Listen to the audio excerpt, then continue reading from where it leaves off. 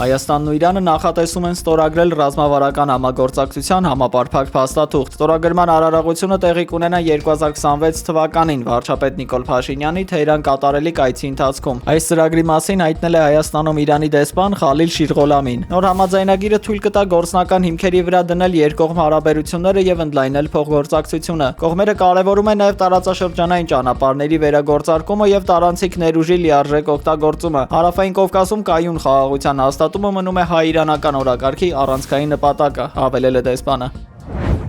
ԿՊ-ն իրենց ձեռքերը կկտրի, եթե կեղծի ընտրությունները, ԱԺ հիշեցրել է Փաշինյանը պատգամավորների հետ հարց-պատասխանի ժամանակ։ Խոսելով ընտրությունները կեղծելու համար ԱՄՆ-ից իբր ստացած քարտ բլանշի մասին, Փաշինյանը հիշեցրել է, որ դրա լավագույն ապացույցը Երևանի ավականու ընտրություններն են, որտեղ ելքը որոշվել է ընդամենը մի քանի տասնյակ ձայնով։ Ըստ Փաշինյանի, նման մեղադրանքներ հնչեցնում են մարդիկ, ովքեր նախկինում հազարավոր քվեաթերթիկներ են մեջբերում կերել։ Մենք մի անգամ չենք ասել, որ մենք մեր ձեռքերը կկտրենք ընտրությունների դա ում մասին են խոսում, ես ուզում եմ հասկանամ։ Ում մասին են խոսում։ Այսինքն այդ 2018 թվականից հետո Հայաստանում քանի ընտրություն է կեղծվել։ Քանի լսեք, Երևան քաղաքում ընտրությունների արդյունքները վճռվել է 70 թե 120 քվեաթերթիկի վրա։ Այդ ասողները այդ 120 քվեաթերթիկը կուտեին ուղակի։ Նրանք ովքեր մեզ ասում են, որ մենք բան ենք անում, որ մենք ընտրություն կարող է կեղծենք, նրանք ոչ միայն կուտեին, այլև տենց հազարավոր քվեաթերթիկներ կերել են այդ մարդիկ։ Հիմա եկել են ինձ ասում են, որ մենք պատրաստվում ենք ընտրություն կեղծել։ Հայտնի պատճառներով։ Այսօր կայացել է Սամվել Կարապետյանի կուսակցության համագումարը։ Համագումարն ընտրել է նոր նախագահ եւ խորհուրդ։ Սամվել Կարապետյանը միանձնյա ընտրվել է կուսակցության նախագահ։ Վաղը Կարեն Դեմիրճյանի անվան մարզահամերգային համալիրում տեղի կունենա կուսակցության պաշտոնական շնորհանդեսը, որի ժամանակ կհայտարարվի կուսակցության վարչապետի թեկնածուի անունը։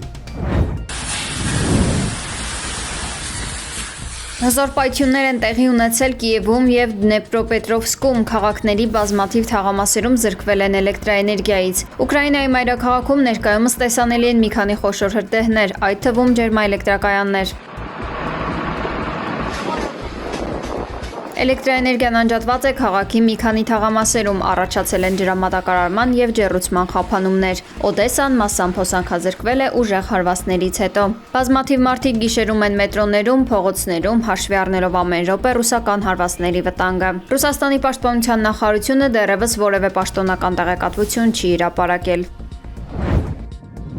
Ռուսաստանում ամբողջությամբ արգելափակել են YouTube-ը, WhatsApp-ը, Instagram-ը եւ Facebook-ը։ Այս ծառայությունների տիրույթներն անհետացել են, գործում են միայն VPN-ի միջոցով։ YouTube-ի տվյալներն ու դոմեյնը լիովին անհետացել են սերվերներից։ Սա նշանակում է, որ ոչ միայն խաթարվել է հարթակի աշխատանքը, այլև ամբողջությամբ անջատվել կարգավորող համակարգում։ Օրերս Ռուսաստանի Դաշնությունում հայտարարել էին նաեւ Telegram-ի աշխատանքը սահմանափակելու մասին։ Փետրվարի 10-ին Դաշնության կապի տեղեկատվական տեխնոլոգիաների եւ զանգվածային լրատվամիջոցների վերահսկողության դաշնային ծառայությունը Ռոսկոմնadzor-ը պաշտոնապես հաստատել է, որ հարթակի աշխատանքը դանդաղեցվել է միտումնավոր։ Կարգավորող մարմինը այս ամենը պայմանավորել է ռուսական օրենսդրության խախտումներով եւ քաղաքացիների անվտանգությանը սպառնացող վտանգների կանխումով։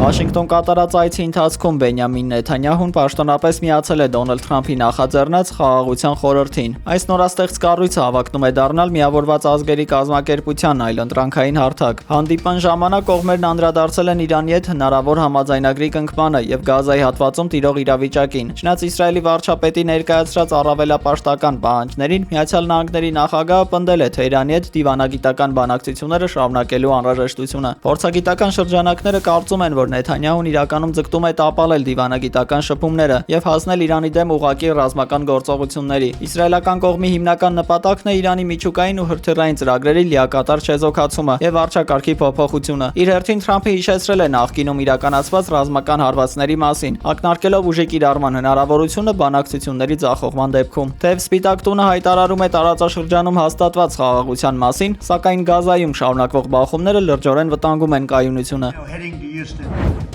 Իրանի ազգային անվտանգության խորհրդի քարտուղար Ալի Լարիջանին անդրադարձել է Օմանում կայացած հանդիպման արդյունքներին։ Ըստ նրա, կողմերն առայժմ միայն ուղերձներ են փոխանակել, իսկ Վաշինգտոնից որևէ կոնկրետ առաջարկ դեռևս չի ստացվել։ Չնայած երկխոսությունը շարունակելու Թեհրանի դրական տրամադրությանը բանակցային օրակարգը խստորեն սահմանափակված է միջուկային խնդրով եւ չի ներառում երկկողմ հետաքրքրություն ներկայացնող այլ հարցեր։ Այս համատեքստում Լարիջանին հատուկ ընդգծել է, որ ուրանի արհեստացման լիակատար դադարեցումը քննարկման ենթակա չէ, քանի որ այն կենսական նշանակություն ունի երկրի էներգետիկ անվտանգության եւ դեղագործական արդյունաբերության համար։ Գործընթացի հաջողության հարցում շահագրգիռ է նաեւ տարածաշրջանային մի շարք դերակատարներ։ Նրանց միջնորդական ջանքերն ուղղված են կողմերի միջև առկա խնդիրները հարթելուն։ Բանակցությունների սկիզբը դրական է համարվում, բայց կողմերը դեռևս հստակ ծրագրեր չունեն։ Այժմ նրանք միայն ճշտում են իրենց դիրքորոշումները եւ հնարավոր զիջումների չափը։ Այս ճանապարհով Իրանը ցանկանում է պահպանել իր ձեռքբերումները եւ միևնույն ժամանակ թեթևացնել պատժամիջոցների ճնշումը։